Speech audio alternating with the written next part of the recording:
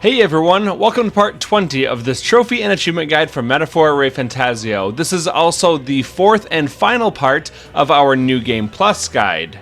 Our goal here is to go through the entire month of September in the game, and then as soon as we complete that, we're able to go and defeat the final monster that we had to defeat, the Redscale Apocalypse Dragon, and once we do that, we're going to get our final trophy or achievement, and then wrap it up with that Platinum Trophy. So let's go ahead and dive right into it. Starting off on September 1st, all we have to do is travel over to the Rooster Inn, and we're going to interact with the bed right next to us, and we'll choose to rest. After that, it's going to be the night of September 1st, and once again, we're going to use the bed and rest. So don't worry, things got more exciting from here. Now let's run down the ramp and we can talk to Eupha, who's right in front of us, and when we choose to spend some time with her, we're going to advance her personal story as well as rank up with her, and now we hit rank 5.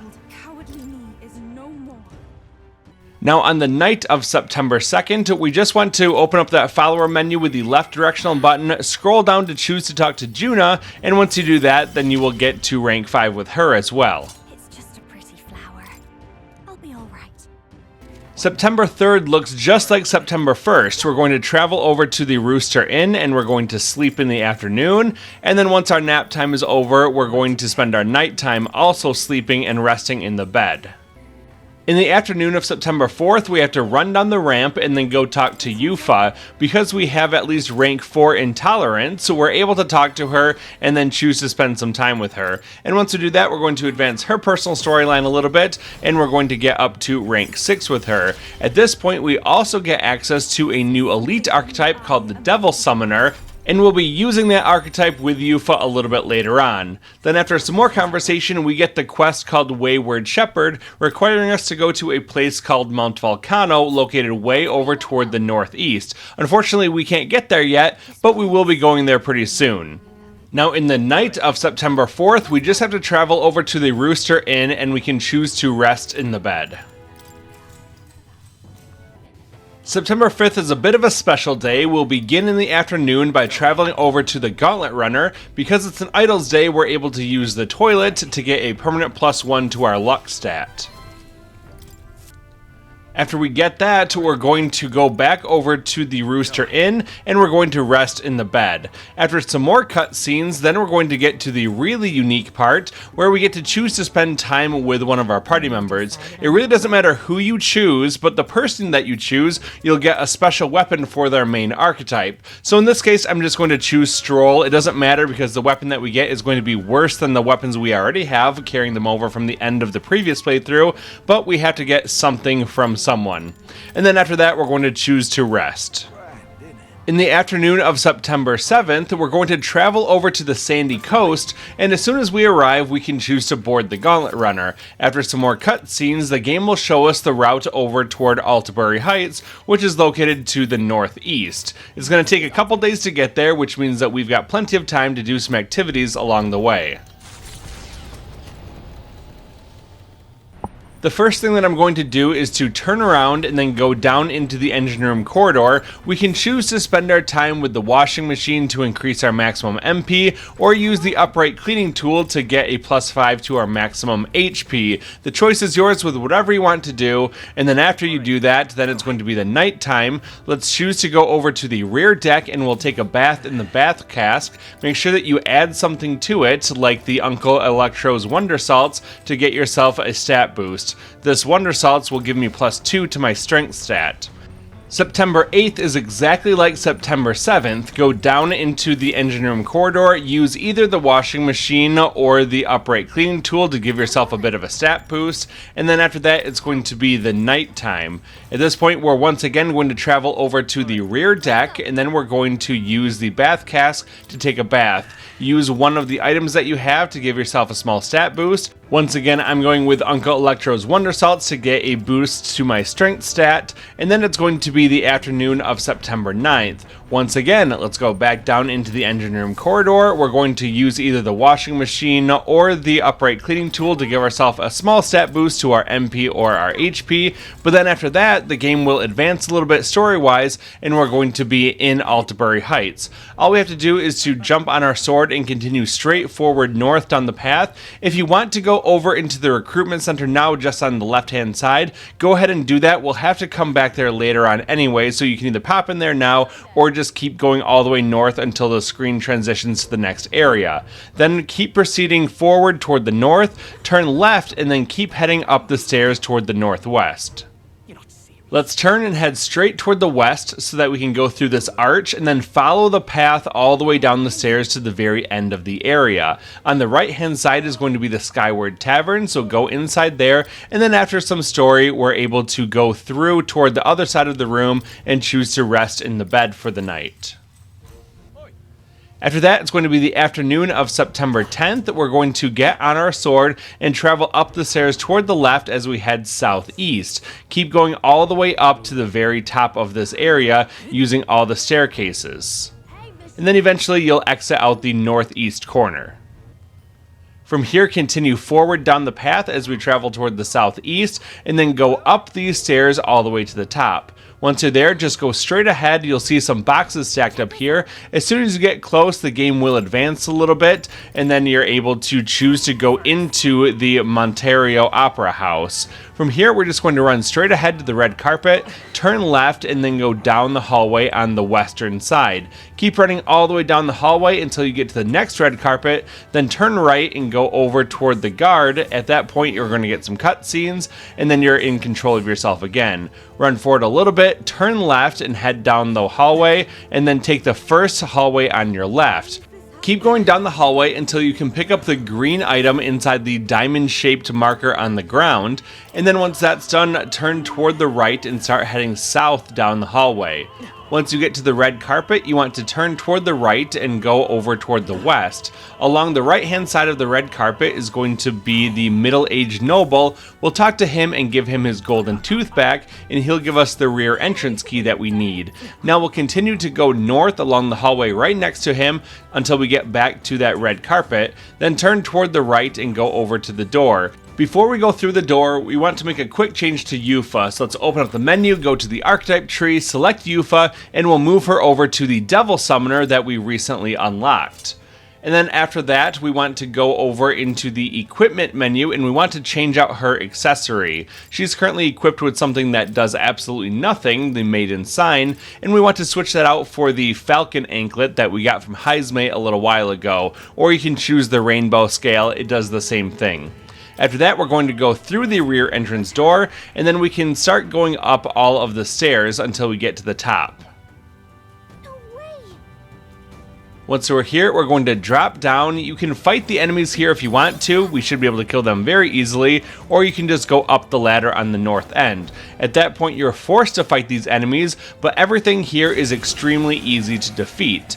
The guards here that have the spears are going to be weak to fire, so we can use Seeker's Flame to eliminate both of them. Once that fight's over, we'll get all of our rewards. We don't get a lot of experience or archetype experience here, so it's not really worth doing a lot of fighting in this area. Then we're going to proceed over toward the screens so that we can head over toward the west and then go south to climb up these stairs. And now we can go all the way over toward the east side so that we can drop down, and there's going to be 2 more enemies that we can eliminate over here, but these guys are going to be a little bit different from the last ones. Pay attention to the weapon that they're holding because that tells you what they're weak against. The mage monks holding the mace, they are going to be resistant against fire, so don't use Seeker's Flame. Instead, pass the protagonist's turn over to Eupha and have her use Summon Genma to hit their weakness to piercing damage.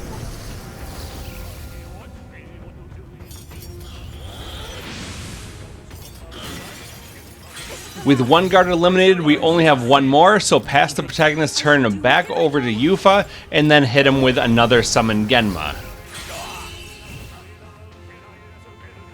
So there you go, that's all we need to know to get through all of the fights here. The guards with the spears, they're weak to fire, and the guards with the maces are weak to piercing. So now let's keep going over toward the north, and we're going to climb the ladder and then circle around to keep climbing up the stairs. Once we get all the way up to the top, we're going to drop down, and then you've got a couple options here for what you want to do. I'm going to go all the way to the right side first to climb up the ladder, and then I'm going to get into a fight with a combination of the enemies. One has the mace and is weak to piercing, and the other has the spear and is weak to fire. So I can use one Seeker's Flame to eliminate the spear soldier, and then I'm going to use Summon Genma to take out the mage monk.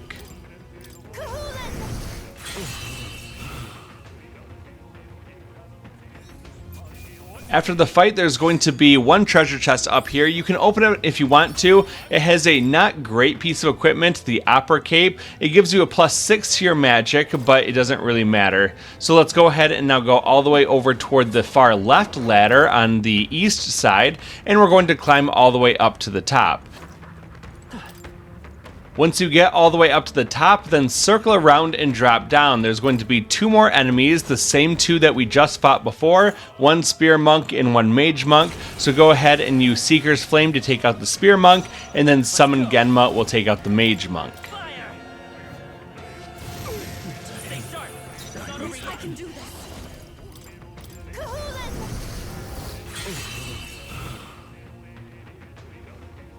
After the fight, we're going to get all of our rewards, and then we're going to carry on. We're almost done with this dungeon. We only have one more fight to do before the main boss. So let's keep running all the way toward the north, circle around, and then climb up the ladder. At this point, we're put into a fight against 3 opponents, but 2 of them are the spear monks who are weak to fire, so let's use Seeker's Flame to eliminate both of those guys, and then we only have 1 more mage monk remaining, so we can use Summon Genma to finish the fight.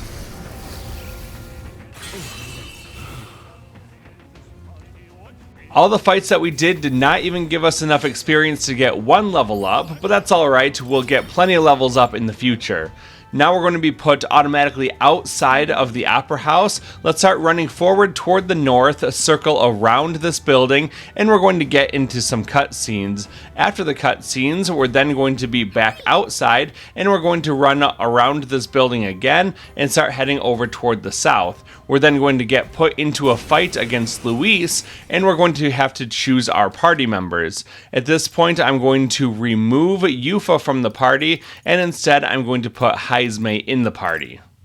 After that, we're good to go. Let's go ahead and venture forth and fight Luis. He starts with half of his health gone, which is convenient for us. We're going to have our protagonist use Frigid Fortress tactic to give him a weakness to ice.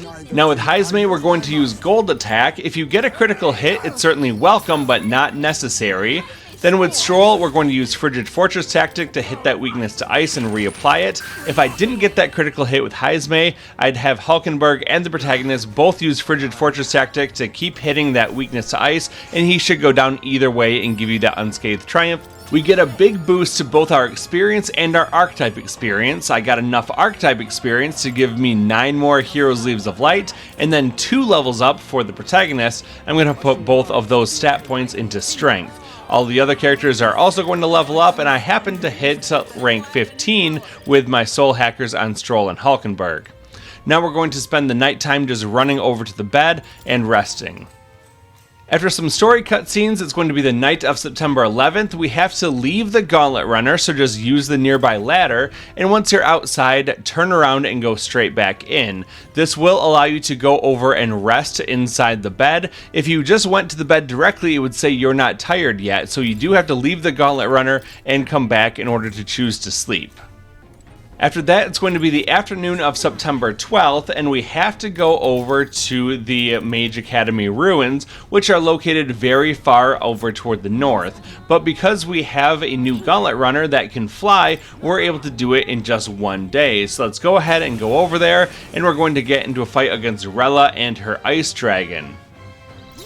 During our last playthrough, this fight took a long time, but it's going to be a lot easier this time around. We'll begin with our protagonist using Seeker's Flame, and then we're going to have Heisme use Gold Attack. You really want this one to be a critical hit, so I would recommend if you don't get that critical, just restart the battle and go again. Then we're going to have Stroll use Seeker's Flame, and that should be enough to end phase 1 of the fight. Rella's going to be gone, and then we're going to have the enemy all the way healed up to full health. But luckily, it's not going to put up any elemental barriers for us to deal with, and it won't even be a problem because we should be able to defeat it in this round.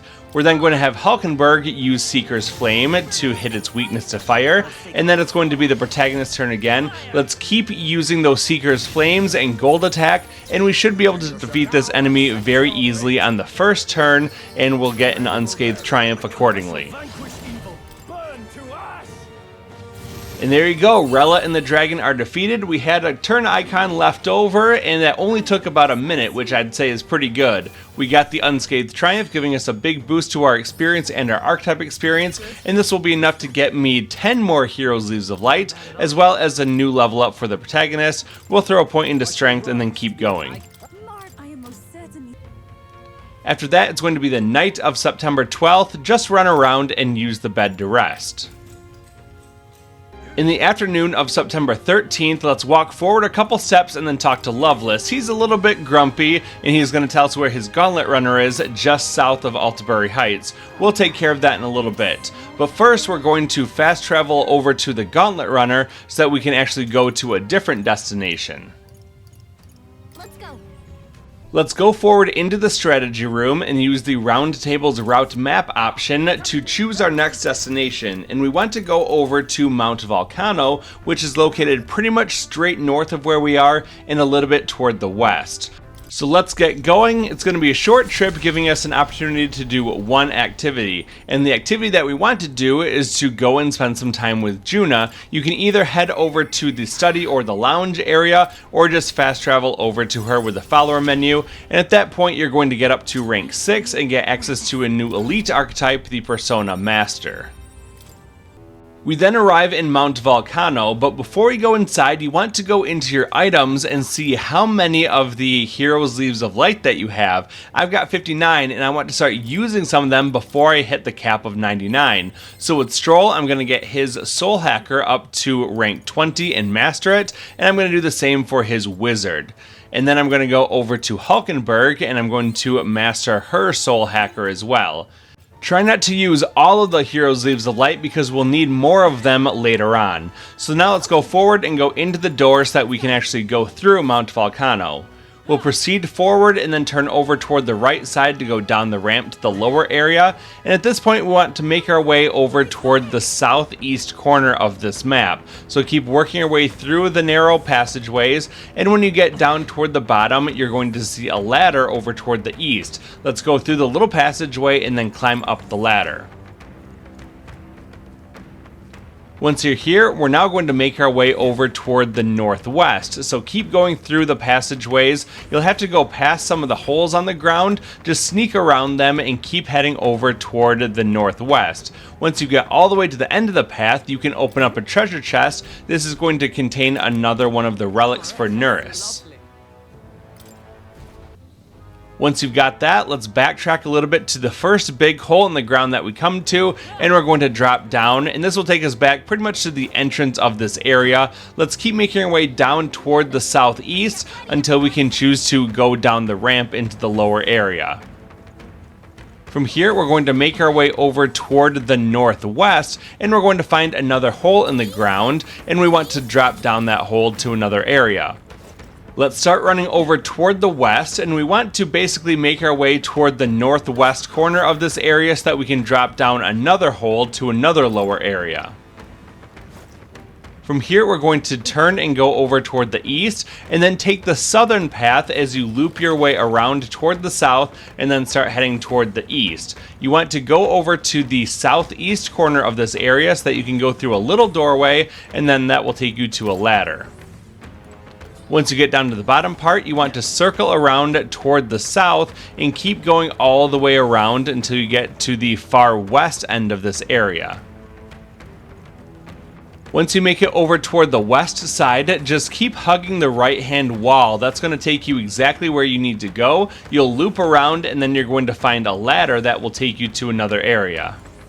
So let's descend the ladder, and then we just want to proceed all the way toward the north end of this passageway. That will take us to where the boss is. So we can run forward, you can use Morris Cat if you want to, otherwise just go through the door and we're going to fight the boss. Before we get into a fight with the boss, we have to choose our party members. We have to take the protagonist and Eupha. We're also going to take Stroll and Hulkenberg, and then venture forth. Mad Sanctor Hyperic isn't too tough, but he does hit pretty hard. Starting off with the protagonist, we're going to use Frigid Fortress tactic to hit him, give him a weakness to ice, and set us up for the next round of attacks. Now with Eupha, we're going to summon Genma. It's not going to hit his weakness, but it will lower his defense by 1 stage, which will help us out.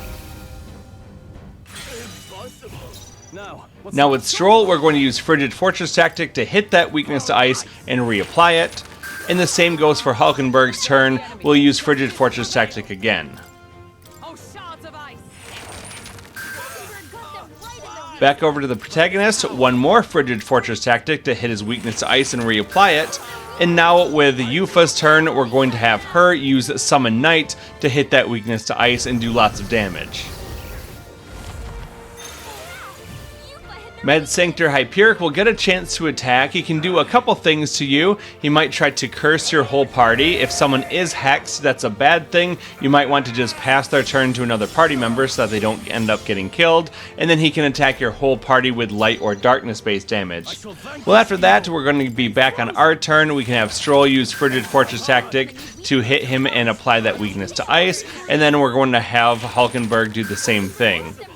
Back over to the protagonist, one more Frigid Fortress tactic should be enough to finish him off. If not, just keep using the same attacks with Eupha and the rest of our party members, and he should go down that turn. Wasn't quite an unscathed triumph, but we still got enough experience for our protagonist to get up to level 45. At that point, we're going to give him another point into his strength stat, and then all of our other party members can level up too. We're going to have a little cutscene after that, and we'll choose to go back to the entrance to the dungeon. We'll run forward and choose to leave and return to town immediately. This is going to conclude the rest of the day. Because we went into a dungeon during the day, we also spend our nighttime resting and recovering. Now it's going to be the afternoon of September 14th. We'll open up the follower menu, go down and select Eupha, and we'll choose to spend some time with her. This will get us up to rank 7 with her. Now in the nighttime of September 14th, we're going to open up the follower menu, go down and select Neuras, and we're going to spend time with him. Because we collected a relic in the last dungeon, we're able to rank up with him again, and this is going to get us up to rank 6. It's now the afternoon of September 15th, and we're going to fast travel over to Lunlumo Approach, or if you stopped by the recruitment center already, go there instead. But because I didn't do that, I have to go to Lunlumo Approach and proceed north along the road until we get to the spot where it opens up a little bit more, then go a little bit over toward the left side, and we're going to go into the recruitment center. Once we're here, we'll go over, talk to the recruiter dispatcher, and we're going to select the bounty Ice Beast Kaimenzan Traceless Threat. This is going to give us access to a new area called Everfrost Forest up to the northeast of Altabury Heights. After that, then we're going to travel over to the Gauntlet Runner. Because it's an Idle's Day, we're able to use the toilet to get a permanent +1 to our luck stat.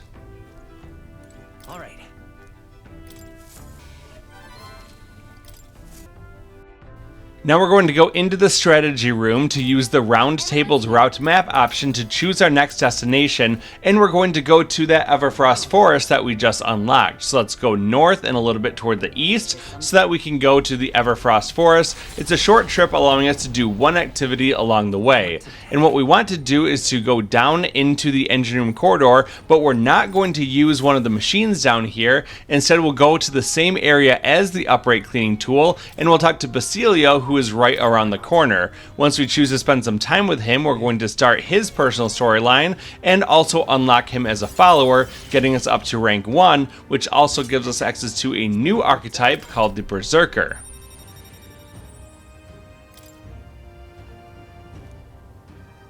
We then arrive in the Everfrost Forest, a very quick and easy dungeon to take care of. So let's go forward and actually go into the dungeon, and then we're going to keep going forward toward the north, stick over toward the right hand side. We want to go ahead and take out some of those quest markers along the way. We only have to get rid of 3 of them in order to spawn the bounty here. So as we head over toward the east, we then turn a little bit toward the right and start heading down toward the southeast, and we're going to fight the first one of the quest marker monsters. While the snow worms are weak to fire, we don't want to use it in this particular battle because the moths will repel it, so instead we'll use Seeker's Gale to hit all the enemies. The moths are weak to wind, so we should be able to take those guys out and probably the snow worm at the same time. That's one of 3 of the snow worms that we have to take out, so let's get all of our rewards for that unscathed triumph, and then we'll keep on going.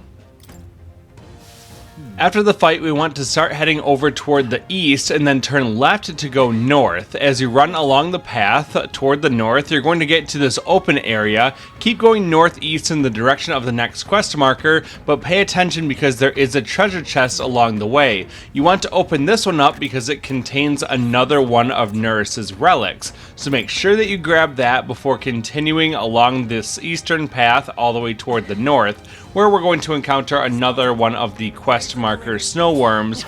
Be careful not to let him attack you. You want to roll out of the way of his attack and then counterattack so that we can get the ambush damage. These enemies are going to all be weak to fire, so let's go ahead and use Seeker's Flame to take them all out. And that makes 2 out of 3 of the snow worm Valmos that we have to take out before the bounty will spawn. Check me out. Tremble before me. Yeah, that feels nice. Come on. Now we just have to proceed toward the north. You can basically just hug the right wall and it will take you the whole way that you need to go up to the final one of the quest marker monsters. So like I said, just hug that right wall as you proceed over toward the northwest, and you're going to see the monster over here. Pay attention though, because the large monster next to him will be pretty aggressive, and when you get into a fight with these guys, you'll have to fight both of them at the same time. But that's pretty easy though, because they're both weak to fire. We'll open up by having the protagonist use his Seeker's Flame to take out the Snowworm Valmo. The other enemy did live with just a sliver of health, so I can just use a normal physical attack to finish him off. And there you go, that was 3 out of 3 of those Snowworm Valmos that we had to defeat. Let's go ahead and get our rewards for this unscathed triumph, and then after that we're going to automatically be put into a next fight against the boss monster. This fight is against the Ice Beast Kaimenzan as well as the Montarian Spear Soldier. The Ice Beast is going to be weak to fire as well as wind, but if you pay attention to the other enemy, he actually absorbs fire. So instead, we want to focus on only using wind attacks that will hit both of them. Luckily for us, we've got 3 soul hackers, all of whom have Emerald Vortex. When it's Eupha's turn, we want to make sure that she's only targeting one enemy with fire damage, so we can use Summon Beast to attack the Ice Beast directly, and that way we're not going to heal the Montarian Spear Soldier. And now with Stroll, we can use Emerald Vortex to hit the Ice Beast Kaimenzan's weakness to wind and do normal damage against the Montarian Spear Soldier. And with Hulkenberg, we're also going to use Emerald Vortex. And now with our protagonist, we're going to use another Emerald Vortex, and this probably will be enough to finish off the enemy. If not, we have a few more turn icons that we can use to actually win the fight on that first turn, which will give us an unscathed triumph and a big bonus to our experience and archetype experience. This is going to get the protagonist up to level 46, as well as earn us 19 Hero's Leaves of Light. I'm putting one more point into his strength stat, and then we'll keep on going. After the fight, we're going to get the item that we need to turn in the bounty, and then we're going to choose to go back to the entrance to the dungeon. We'll run straight forward toward the camera, and we're going to choose to leave and return to town immediately. Because we went into a dungeon, we have to spend the rest of the night resting and recovering our MP and our HP, which will bring us then to the afternoon of September 16th. And now because we've completed that bounty, we're going to fast travel over to the recruitment center so that we can talk to the recruiter dispatcher, and we're going to turn in the bounty and get our reward, which includes 120,000 Reeve.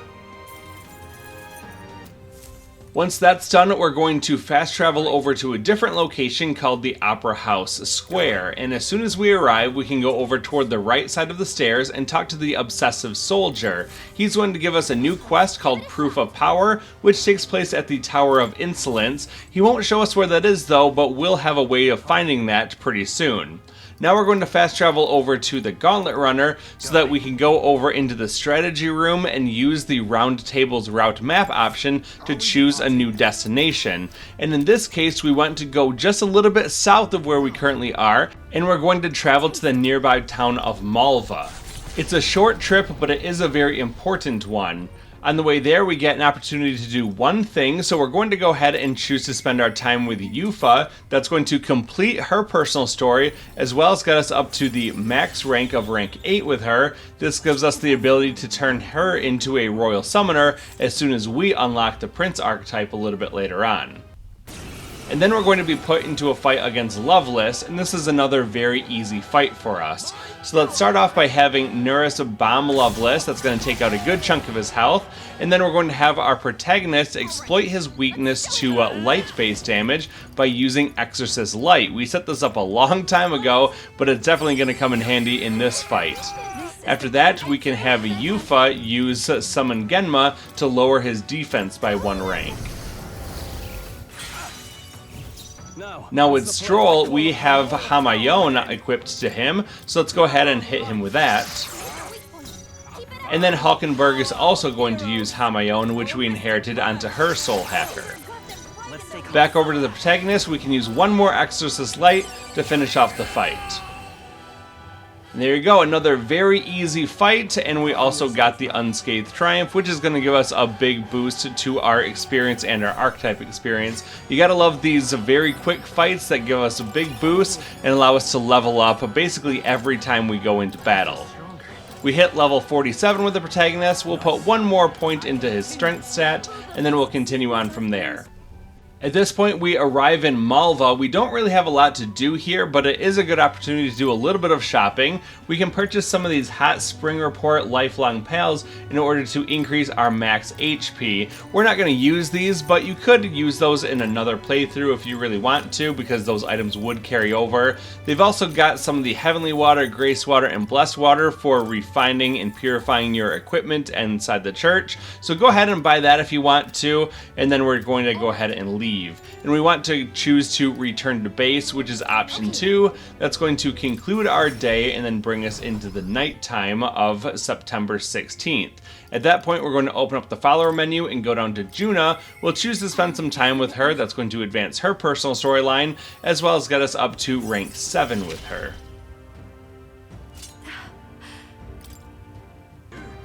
And now it's the afternoon of September 17th. We can just run forward and talk to Basilio, and we're going to choose to spend some time with him, advancing his personal storyline a little bit more, and then we're going to get up to rank 2 with him. Hope you're ready. It's now the night of September 17th, and we're going to open up the follower menu and go down to Neuras because we got a new relic with him from the Everfrost Forest. We can choose to spend time with him, and we're going to then get up to rank 7 with him. At this point, we've collected all the relics that we need to collect from the different dungeons, and he'll give us one more quest called Petty Thief, where we have to find Jin, who's going to give us the final relic that he stole. So at this point, we're going to travel over to the Royal Capital Grand Trad's Regolith Grand Cathedral area, and once we arrive, we're going to go straight ahead past the recruitment center, and we're going to stick over toward the left side because there's going to be a guard over here. And once we speak to him, he's going to actually show us on the map where Jin's Gauntlet Runner is located. And conveniently for us, it's located very close by, just a little bit toward the west of Grand Trad.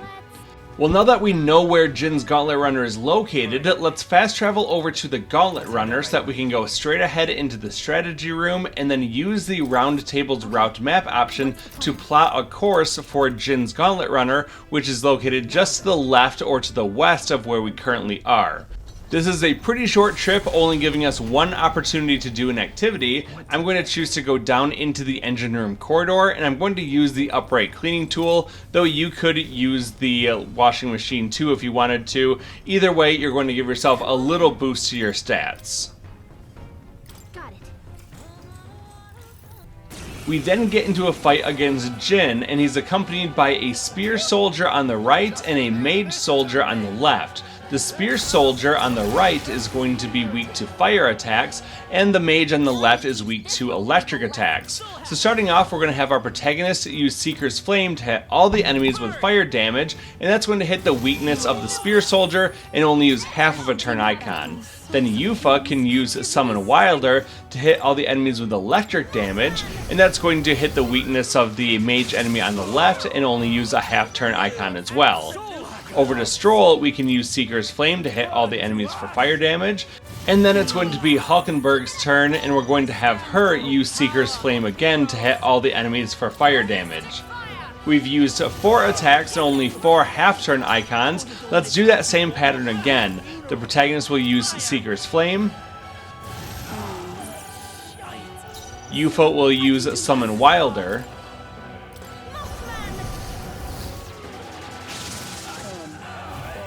Stroll is going to use Seeker's Flame. This might be enough to take out Jin directly. If so, great. If not, you still have Hulkenberg to use Seeker's Flame again, and then that should definitely be able to take him out. So pretty easy fight. We got another unscathed triumph here, giving us a big boost to our experience and our archetype experience. We didn't get quite enough experience for the protagonist to level up, but we still got 13 Hero's Leaves of Light, which are useful for mastering other archetypes. After that, we're going to have some more cutscenes with Neuras, and we're going to hit rank 8 with him, giving us access to a new elite archetype, the Dragoon. Because we already mastered that with the protagonist on the first playthrough, it's still mastered for us now. And then it's the night of September 18th, and we want to open up the follower menu and go down and select Catherina, and we're going to choose to spend some time with her and advance her personal storyline. We don't have to fight her anymore, we can now just talk to her, and at this point we hit rank 5 with her. Now in the afternoon of September 19th, we're going to travel over to the Gauntlet Runner, and once we're here, we're going to go forward into the strategy room and use the Round Table's Route Map option to plot a course for our next destination. All we have to do is to go somewhere like Malva again. We don't actually have to do anything there, we just have to be on the move so that we can talk to another one of our followers. Sometimes we have to talk to them in town to rank up with them, and sometimes we have to be moving. And in this case, Basilio requires us to be moving in the Gauntlet Runner, so now that we're traveling over to Malva in the Gauntlet Runner, we can choose to spend time with Basilio and get up to rank 3 with him. And then we're put into a fight against some random enemies. I got to fight some of these mods, and then after Neuras blasts them all, we're going to finish them all off very easily with our protagonist. These guys are all going to be weak to wind damage, so I can use Seeker's Gale to finish them all off. And then some reinforcements show up. I have to fight one of these light elementas, so I can just go ahead and use whatever attacks I want to. The one thing my party doesn't have is access to good and reliable dark damage, but that's okay. I can still use Emerald Vortex, and I can use Summon Beast or Summon Genma. It doesn't really matter. We'll just use a couple attacks and finish the fight pretty easily.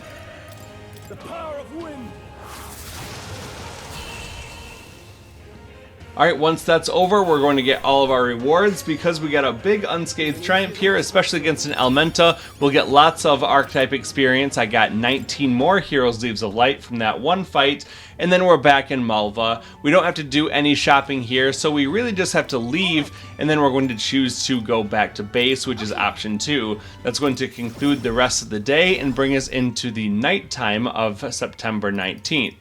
We're then going to open up the follower menu, go down and choose Junah, and we'll spend some time with her. This will complete her personal storyline and also get us up to rank 8 with her, which will give us access to the Royal Masked Dancer archetype as soon as we unlock the Prince archetype, which will happen very soon. In the afternoon of September 20th, we want to talk to Loveless and get the quest to defeat Milo. Unfortunately, we don't know where his Gauntlet runner is, but we can figure that out very easily by fast traveling over to the recruitment center. As soon as we get there, we can leave out the door on the left side of the screen, and then we're going to talk to Milo, who is right in front of us, and he's going to actually reveal to us the location of his Gauntlet runner, which is going to be located just a little bit toward the northwest of where we currently are. Now that we know where Milo's Gauntlet runner is, we want to fast travel over to the Skyward Tavern, and we want to talk to the informant known as the Informed Woman. And we're going to choose to buy the piece of intel called Giant of the Tower of Insolence. And once we do this, we're going to have on our minimap the location of the Tower of Insolence, which is located just a little bit toward the north of where we currently are in Altabury Heights. Now that that is marked on our map, we're going to close out of this menu, and then we want to fast travel over to the Gauntlet runner. Because today is an Idols Day, we're able to use the toilet to get a permanent +1 to our luck stat. So let's do that now before choosing where to go next. We'll go into the strategy room and use the Round Table's route map option to choose our next destination. In this case, we want to go over to Milo's Gauntlet runner, which is located just to the northwest of where we currently are. Once again, it's going to be a short trip, giving us only one opportunity to do something along the way. You can use this time to do whatever you want to. You can use the altar, you can use the washing machine or the upright cleaning tool. You can even go directly to bed if you want to. It doesn't really matter, just choose some way to spend the time. And then we're put into a fight against Milo, who's actually incredibly easy to defeat. We start off by having Neuras bomb him and take away a good chunk of his health. And then if you look at what he's weak to, he's actually weak to the 4 main elements of fire, ice, electric, and wind. So we're just going to use our strongest wind attack, like Emerald Vortex, to deal lots of damage to him. Now we'll have Eupha use her Summon Beast to also hit his weakness, this time to fire. Over to Stroll, we can use Emerald Vortex with him. And Hulkenberg will also use Emerald Vortex. He wasn't quite defeated in that first round, so we're going to use Emerald Vortex with the protagonist, and that should take him out. If not, we've got a few more turn icons just to take away the rest of his remaining health, and then he will be defeated. At that point, we're going to get another Unscathed Triumph, and we're going to get a big boost to our experience and our Archetype experience, as well as another Narcissus Brooch, which is very important for us. At this point, the protagonist hit level 48, so you can put another point into either Strength or Magic. They're pretty much tied at this point anyway, and then we're going to continue on. In the night of September 20th, we want to turn around and leave the Skyward Tavern, and we can talk to Loveless and collect our reward for defeating Milo just moments before. This is going to get us 60,000 Reeve and a sumptuous Magla Feast as a reward, and then we're going to choose to spend some time with Catherina. That's going to advance her personal storyline a little bit, and we're also then going to rank up with her. At this point, we hit rank 6. I've got to keep getting better, don't I? Now in the afternoon of September 21st, we'll go forward and talk to Basilio. We're going to advance his personal storyline a little bit, as well as rank up with him, and this time we hit rank 4. It's now the night of September 21st, and if I go into my item menu, I have 99 of these Hero's Leaves of Light, and that's not a good thing. We want to use them, otherwise any more of the archetypes that are mastered that rank up, we're not going to be able to get another Hero's Leaves of Light from them. So because my protagonist has already mastered all the archetypes, I'm going to go to another character like Stroll and have him study all the archetypes that are available to him at this point. Then we're going to go back into the item menu and we're going to use those Hero's Leaves of Light on Stroll so that we can start mastering them. We'll begin with the Knight and we're going to master that and then move on to the Brawler. Once that's mastered, we're moving on to the Cleric to master that one, and then we'll go down to the Gunner and master that one as well. Finally, we have the Assassin, and we're going to master that. I'm not going to use all of the Hero's Leaves of Light or the Hero's Jeweled Roots. We want some of them to be left over. We just wanted to make room for more of them coming up. And once that's done, we're going to go back into the guest room and we're going to choose to spend the night resting in the bed. It's now the afternoon of September 22nd, and we want to fast travel over to the Skyward Tavern. We're going to go back into the guest room, and then we're going to go over to the bed and just choose to spend the afternoon sleeping. There's no other activity that we have to do today. That takes us to the nighttime of September 22nd, and we're going to open up the follower menu and go down to Catherina. We'll choose to spend some time with her, advancing her personal story a little bit more, and get up to rank 7. At this point, there's going to be a lot of story stuff that takes place and some more cutscenes, and we're going to get up to rank 7 with Gallica. After that, all we have to do is choose to spend the night resting in the bed. It's now the afternoon of September 24th, and we want to go into our party menu so that we can remove Eupha from the party, and we're going to put Heisme into the party. After that, we want to go over to the equipment menu, and we want to select the protagonist. We're going to take off the Dragon's Fall sword and put on the Hero King's sword. That's all that we have to do, and then we're going to fast travel over to the Regolith Grand Cathedral area. Let's start moving forward and stick over toward the left side so that we can go by the main gate to the Regolith Grand Cathedral. After that, there's going to be some more cutscenes, and we're going to get into our next fight. We now have a fight against Luis, and this time he has full health, but he's not much tougher than the last time we fought him. Starting off, we're going to have Heisme use Gold Attack. If you don't get a critical hit here, retry the battle from the beginning until you do get that critical hit. Then with the protagonist, we're going to use Frigid Fortress Tactic to hit him with a weakness to ice. And now Stroll is going to follow that up with another Frigid Fortress Tactic to hit that weakness to ice and then re-inflict it. On Hulkenberg's turn, we're going to use another Frigid Fortress Tactic, and that's going to set him up nicely for a final attack from Heisme. We don't have to get rid of all of his health, we just have to get it mostly gone until the battle is defeated. So it's a pretty easy fight, just make sure that you get that first critical hit with Heisme, and then Frigid Fortress Tactic the rest of the way. When you arrive at the ancient Eldan Sanctum, just run forward toward the quest marker and keep going through the areas. You'll be interrupted a lot with little cutscenes, so you can skip through those or watch them if you want to, and then keep going along the path as you make your progress toward the quest markers. Keep going along the path, getting interrupted along the way, and make your way down to the quest marker again.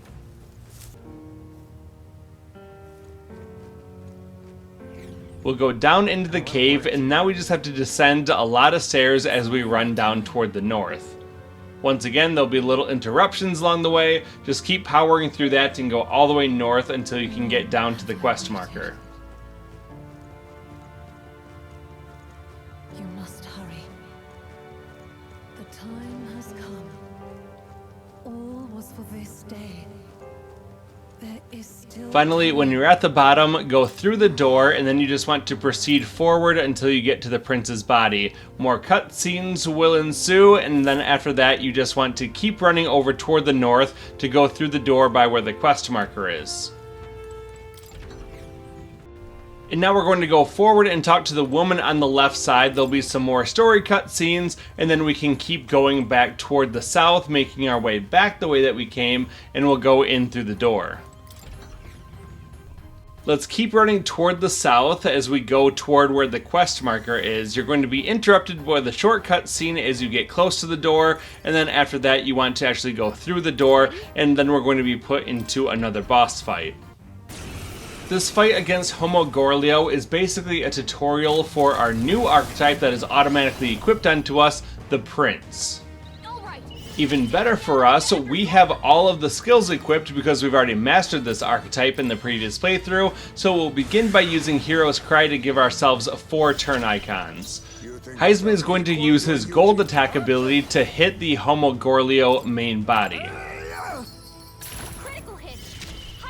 Stroll is going to use Emerald Vortex, which will hit all the enemies for big damage, as well as hit a weakness and only use half of a turn icon. Is everyone alright? And now Hulkenberg is also going to do the same thing, using Emerald Vortex, using half a turn icon to hit all enemies, eliminating a lot of them and hitting a weakness. Back to our protagonist, we're then going to use his synthesis ability, Royal Sword, to hit the Homogorlio main body, and that should definitely be enough to finish the battle. If it isn't, you still got lots of turn icons remaining, and you're able to finish the fight. You don't have to take out all the other enemies, just the Homogorlio main body is enough to win the fight. And because we defeated it on the first turn and the enemy did not attack us, we do get another Unscathed Triumph, which is going to give us a big boost to the already large amount of experience and archetype experience that we get. At this point, we did get our protagonist up to level 49, and we also earned 14 more Hero's Ooze of Light. Let's go ahead and put one more point into either Strength or Magic, and then our other party members will level up as well. There'll be some more story cutscenes at that point, and then we're going to hit to rank 8, the maximum rank, with Gallica, which unlocks 2 new elite archetypes, the Elemental Master and the Warlock. And because we already mastered those in the previous playthrough, we're also mastered them already in this playthrough. In the afternoon of September 25th, we're going to automatically be back in Grand Trad. All we have to do is proceed toward the east until we can go inside the Hushed Honeybee Inn. At that point, a lot of story cutscenes will take place, and all we have to do is then go upstairs and go into the bedroom so that we can rest in the bed, and that's going to conclude the nighttime of September 25th. Now in the afternoon of September 26th, we're going to go and choose to spend some time with Basilio so that we can advance his personal storyline a little bit more, and we're also going to rank up with him, this time getting up to rank 5. I've got to decide my path now. Now it's the nighttime of September 26th, and we're going to choose to spend some time with Catherina. That's going to complete her personal storyline and get us up to the maximum rank of rank 8 with her, which also gives us access to a new elite archetype, the Martial Artist, which, because we mastered it in the previous playthrough with the protagonist, it's still mastered in this playthrough. Shall we? It's then the afternoon of September 27th, and we want to choose to spend our time with Bardon. That's going to complete his personal storyline, and then we're also going to get up to the maximum rank of rank 8 with him. That gives us access to another elite archetype. This time it's the Warlord. This is another one that we already mastered in the previous playthrough, and you can see that the archetype tree is looking pretty full right now. We've only got 2 more to go. Now in the night of September 27th, we want to choose to spend some time with Brigitta. That's going to complete her personal storyline and also allow us to get to the maximum rank of rank 8 with Brigitta, giving us access to the Tycoon elite archetype. Because we already mastered the Tycoon in the previous playthrough, we now have that one mastered as well, and there's only 1 more to go.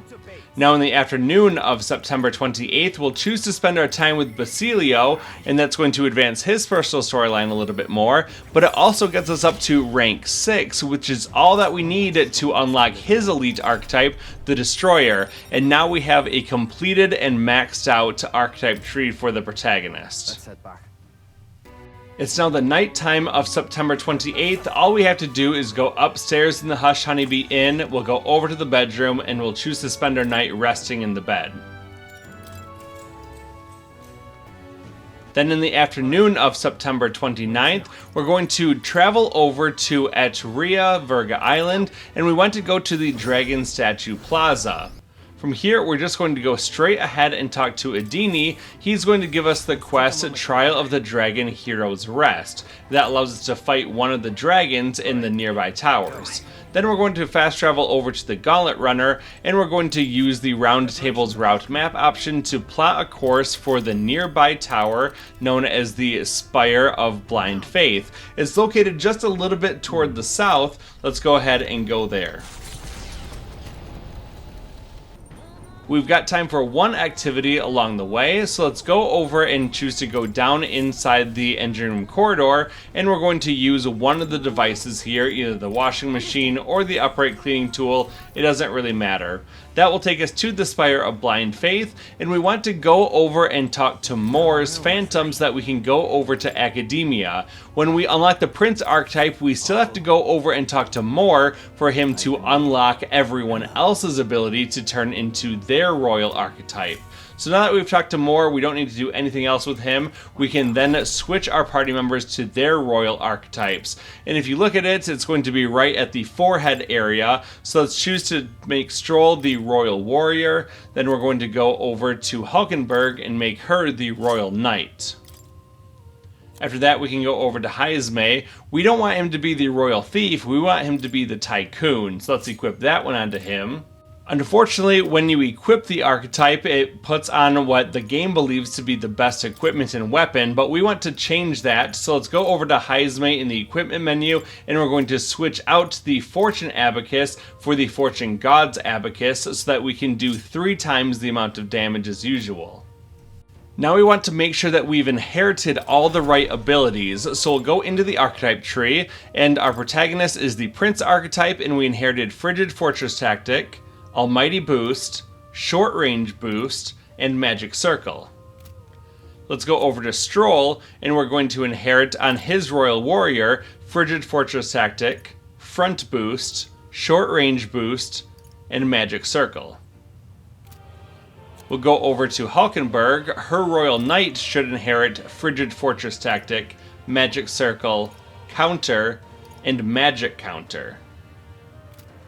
And now we'll go over to Heisme. He's not the Royal Thief, he is the Tycoon, and with him we're going to inherit 4 abilities: Third Eye, Fire Dodge, Shadow Dwellers, and Agility Lore. Basically, we're just making him dodge a lot of attacks, just in case so we don't end up killing something on the first turn. Once we're all done here, we're going to go ahead and leave Academia and go back out into the Spire of Blind Faith's entrance. And now all we have to do is to proceed over toward the north. We're going to be interrupted by the Confident Woman, and after talking with her, we're then going to go through the doors and enter the Spire of Blind Faith. For the most part, we don't have to fight anything on the way up, we just have to make our way all the way up to the top of the tower. So start by circling around as you go up the floors, keep going up all the stairs. Once you get up to this floor, you can once again stick over toward the right side and just run around the whole outside area until you can climb up the stairs.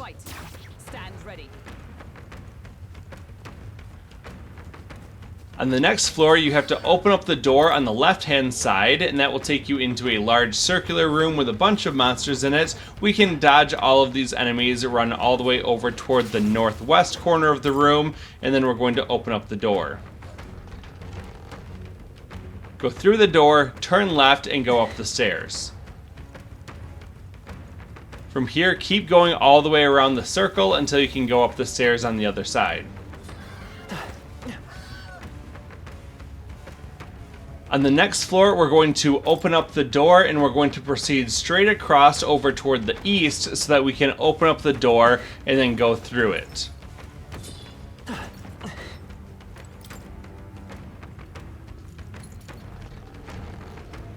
Let's turn left and then head up the stairs to the next floor, which is going to be a pretty unique floor given all the enemies here. We can either take them all out pretty easily, or you can just work your way around them. We have to travel through all the hallways as we get over toward the stairs, which are going to be located on the east side of this floor. So keep making your way toward the east, and then you're going to want to go up the stairs one more time. At this point, there's Moore's cat, so you can go ahead and use it if you want to. Otherwise, just go through the door, and we're going to have to fight to one boss before we keep going up to the dragon at the top. The Leogrun is pretty weak. If you hit one critical hit with Heisme's Gold Rush, it should be enough to finish him off. If not, he's weak to both fire and pierce attacks. Just don't use any ice attacks on him because he'll absorb those. After that, we get a very easy Unscathed Triumph, giving us a big boost to our experience and archetype experience. That will get our protagonist up to level 50, and we're going to put one more point into either strength or to magic. It doesn't really matter at this point. And then after all of our other characters level up, we want to continue on to climb the dungeon. We do not want to return to the entrance. We want to choose to continue exploring more. Then we're going to proceed over toward the southwest corner of this room, and we're going to open up the door. Once again, turn left, climb up the stairs, and we're going to be on the dragon's floor, which is at the top of the tower. You can go ahead and save the game if you want to at Moore's Cat, otherwise just keep going up the stairs and you'll be in a fight against the dragon. Don't worry though, this guy's pretty easy for our current setup. Starting off the fight against the Devourer of Flames, we're going to have Heismate use Gold Rush. You want a critical hit here. If you don't get it, restart the fight until you get that critical hit. Then we're going to have our protagonist use Hero's Cry to give ourselves 4 turn icons. Stroll is then going to use a Frigid Fortress tactic to hit the enemy and inflict a weakness to ice. We'll then exploit that weakness by having Hulkenberg use Frigid Fortress tactic again. Now it's back over to Heismate and we're going to use another Gold Rush. Hopefully we can hit a critical hit, but if you don't get it, that's alright. And now we're just going to keep using those same attacks, Frigid Fortress tactic with the protagonist, Stroll and Hulkenberg, and Gold Rush with Heismate. Just keep doing that over and over again and the boss will go down no problem. That's really all I have to say about this fight. A lot of people rightly believe that the Devourer of Flames is one of the toughest enemies, and by all rights it is, but with the correct setup, you're able to get through this fight without much of a problem at all. So now I'm just going to let the rest of the fight play out, and I'll come in at the end when we defeat it. No holding back! The power of ice!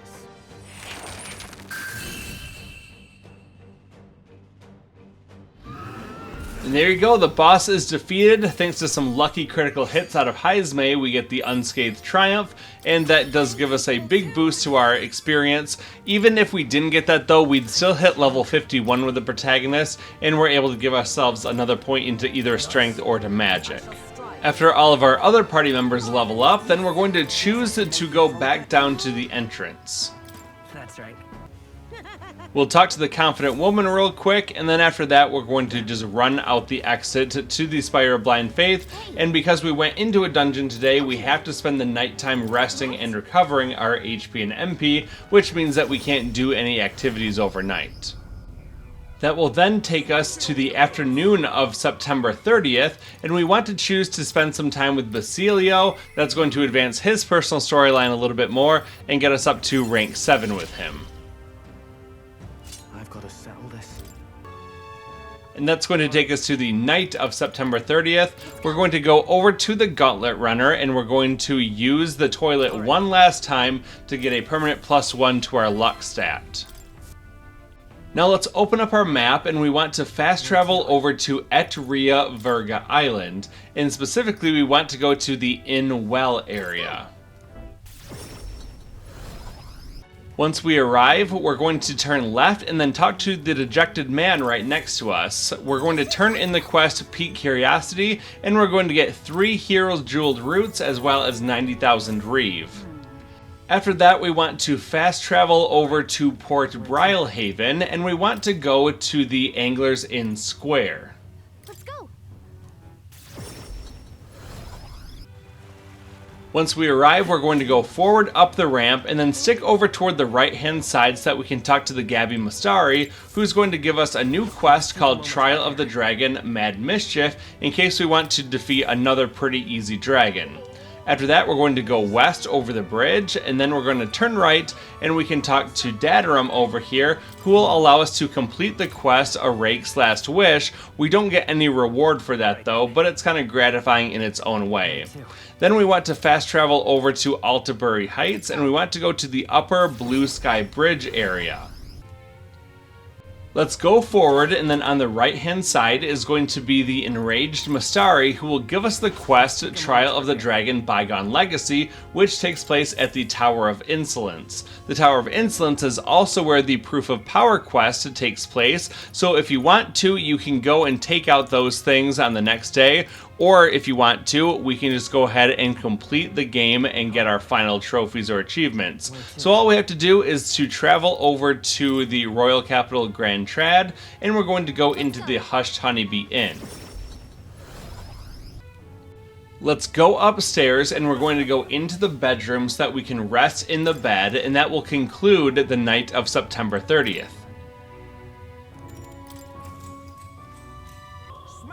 It's now the afternoon of October 1st, and we want to take out the Redscale Apocalypse Dragon inside Academia. So let's go along the path until we get to Morris Phantom, who's in the plaza area.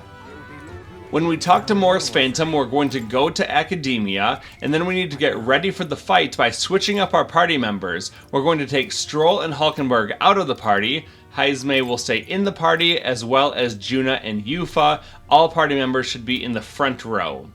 Then we're going to go into the Archetype tree, and we're going to keep our protagonist as the Prince, but we need to change Heisme over to the Royal Thief. So let's go ahead and channel that one onto him. He's already got it mastered, which is nice. And then we're going to go over to Junah. We want to make sure that she is the Royal Masked Dancer. And finally, we're going to go over to Eupha, and we're going to equip her as the Royal Summoner. We want both Eupha and Junah to have access to Frigid Fortress Tactic. To do that, we need to have them both study how to be the Commander Archetype. This is going to cost 2,250 mag for each of them.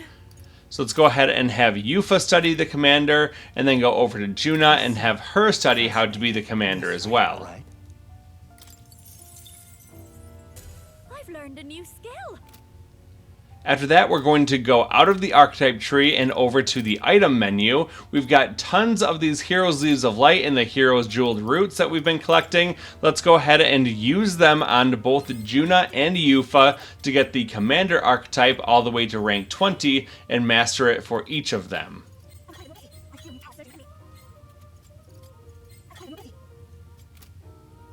Now let's leave the item menu, and we're going to go back to the Archetype tree so that both Junah and Eupha can study how to become the General Archetype. Once we get this one up to rank 20, we'll have both of them learn how to use a Frigid Fortress Tactic, which is going to be the cornerstone of how to defeat the Redscale Apocalypse Dragon. So Junah studied how to become the General, and now it's Eupha's turn to study how to become the General. We don't have to equip those, however, we just have to have them studied. Now let's go back into the item menu, and we're going to use those Heroes Jeweled Roots, Heroes Leaves of Light, Heroes Fruits, Heroes Incense, whatever you've got. Just make sure that the General Archetype has been mastered for both Junah and for Eupha.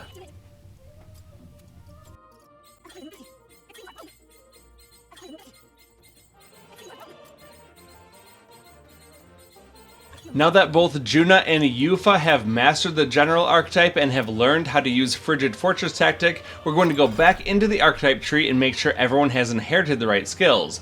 Our protagonist is the Prince Archetype, and he knows Frigid Fortress Tactic, Magic Boost, Short Range Boost, and Magic Circle. We'll go over to Heisme. He's the Royal Thief, and he's inherited Agility Lore, Shadow Dwellers, as well as Formation of Vigor. We don't need a fourth skill, you can equip anything in there if you want to. Now over to Junah, she's going to be equipped with Frigid Fortress Tactic, Vidyartha, Debilitate, and Formation of Vigor. And then finally with Eupha, we want to make sure that she inherits Frigid Fortress Tactic as well as Formation of Vigor. That's all we need, we don't need anything in slots 3 or 4. Now let's get our equipment set up. Our protagonist has the Dragon's Fall weapon to do bonus damage to Dragon-type monsters, the Hero's Cuirass to boost all stats by 5, the Reverent Crown to give us more turn icons in battle, and the Radiant Crystal to boost all of our stats by 8. Now over to Heisme. He is going to be equipped with the Thief King's Katana to increase our agility by 5, the Heavenly Raiment to boost all stats by 5, the Serene Headband to give us a big boost to our evasion, as well as the Rainbow Scale to boost all stats by 5. Junah has the Hero King's Fan, as well as the Great Sage's Thob, which is going to give us a +5 to all stats, the Divine Light Gloves to boost magic by 4, and the Narcissus Brooch to boost magic and luck by 15. Finally, Eupha has the King's Crozier, the Cardinal Dragon Robe, and the Yggdrasil Crown, all of which give +5 to magic, and the Narcissus Brooch, which gives +15 to magic and to luck. Most guides would say that you should be around level 70 to fight the Redscale Apocalypse Dragon, whose level is 99. We're only at level 51, however, but don't worry, I've got a really good strategy that I've been working on for a very long time, and if you've been following this guide, you should be just fine at level 51. Go ahead and save the game, and then go over toward the left side. There's going to be this Book of Apocalypse here on the stand. Moore is going to talk to you about the book, and we're going to choose to read the book. Once we do that, there'll be another little cutscene here, and then we're going to be put into a fight against the Redscale Apocalypse Dragon. This enemy has a lot of health, and we need to be strategic in how we take him down. Starting off with Heismate, we're going to use Formation of Vigor to give everyone 2 more ranks toward their attack stat. Now with our protagonist, we're going to have him use Frigid Fortress Tactic to give the enemy a weakness to ice. Then on Junah's turn, we're going to have her use Vidyartha to lower the enemy's defense by 2 ranks. Eupha is then going to use Frigid Fortress Tactic to damage the enemy and reapply that weakness to ice. And here's the secret to this fight. With Heismae's turn, we're going to have him use an item, and we're going to make him use the Sublime Spoonfuls that we created in the previous playthrough. They carried over into this playthrough, and we're able to give ourselves 4 more turn icons whenever we use one of those. It's basically like using Hero's Cry every time we use a Sublime Spoonful. And speaking of Hero's Cry, we're now going to have our protagonist use Hero's Cry to give ourselves 4 more turn icons. Now with Junah, we're going to have her use Debilitate in order to lower the enemy's defense 1 more rank and lower his agility a rank as well. And then with Eupha, we're going to have her use Frigid Fortress Tactic to hit the enemy. We now have very highly boosted attack, and the enemy has greatly decreased defense, allowing us to do a lot of damage. With Heismate, we're going to have him use Formation of Vigor 1 more time to make sure that we have all the way up to +3 attack, and then we're going to have our protagonist use Frigid Fortress Tactic to do lots of damage to the enemy. Over to Junah, we're going to have her use Frigid Fortress Tactic.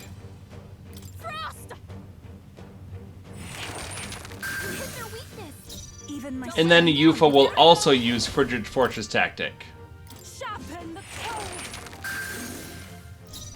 Back to Heismate, we're going to have him use a Sublime Spoonful to give ourselves 4 more turn icons, and then we're going to keep going from here. We just have to repeat the same cycle, 3 Frigid Fortress Tactics and 1 Sublime Spoonful, and we should be good pretty much through the end of the fight. So that's really all there is to it. We're just going to keep up this pattern, and I'm going to let it go through and just let this fight play out until we get to the end of it, and then I'm going to come in right before the end. So enjoy this fight as it goes. Like I said, we're only about half of the level of this enemy, but with the right setup, we're able to actually defeat it on just this first turn. So I'll let it play out, and I'll see you in a minute.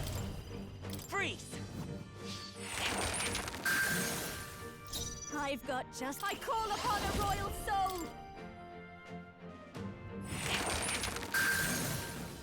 This is the... I pray you're ready. Sharpen the pole! Be neither timid nor arrogant. I'll use this! It's okay. By this power. Ice!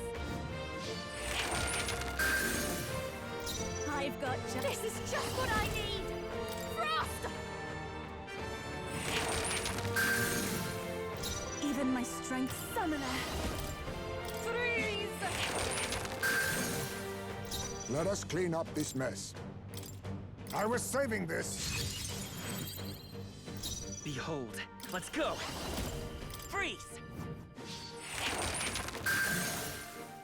I've got... Watch me! Freeze over!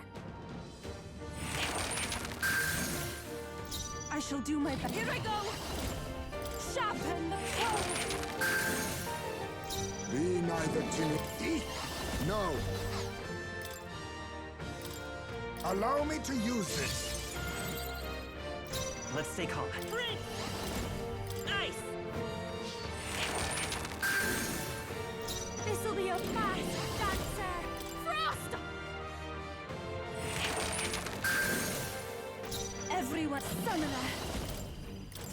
This is going to leave the enemy with just a little sliver of health. I feel pretty confident that Heisme can hit with an Adamant Nightblade, considering we have extremely high agility. And I was right, we do get the hit that finishes off the enemy, giving us the Closing the Book trophy or achievement, the last one that we needed before we got that Platinum trophy, the Traveler. We also get the Hero King's Ring as a reward. We happen to get a Unscathed Triumph here, which was enough to get me 5 levels for our protagonist, which is pretty awesome. We also gained a lot of Archetype experience as well. In fact, I got enough in order to get me a grand total of 64 Hero's Leaves of Light. So that means that I can basically max out a few more archetypes. We'll give ourselves a few more points into that strength stat or magic, whatever you want, and then we'll be good to go from here with our other characters also leveling up. Following the fight, we're then going to have some cutscenes with more, and we're going to get another item. This is a very good one called Gaius Regalia. Let's take a moment to look at those 2 new pieces of equipment that we just got. They're both accessories. The Gaius Regalia allows us to recover all of our HP and MP at the end of battle, and the Hero King's Ring allows us to nullify all affinities except for almighty damage, which basically makes us invincible except for almighty attacks, which are fairly rare. And now that we've collected all of the trophies and achievements, including that beautiful Platinum trophy, that will conclude this trophy and achievement walkthrough. I'm going to do a quick time check here. We started at 41 hours and 1 minute, and we end at 50 hours and 21 minutes. So that was 9 hours and 20 minutes to go through New Game Plus until the point where we could defeat the Redscale Apocalypse Dragon and get the final trophies and achievements. I do hope that you've enjoyed this series as much as I've enjoyed making it for you. If you did, be sure to hit that like button and also comment down below. Those things really help me out. Also, if you want to check out the future projects that I have, make sure that you subscribe to this channel to stay up to date with those. My channel also has guides for other games like the Metal Gear Solid Master Collection, as well as a lot of the Final Fantasy games, including the newer Pixel remasters. And speaking of Final Fantasy, the next main project for me is going to be Final Fantasy VIII Remastered. I hope to see you soon for that one, and until then, thanks for watching and have a good day.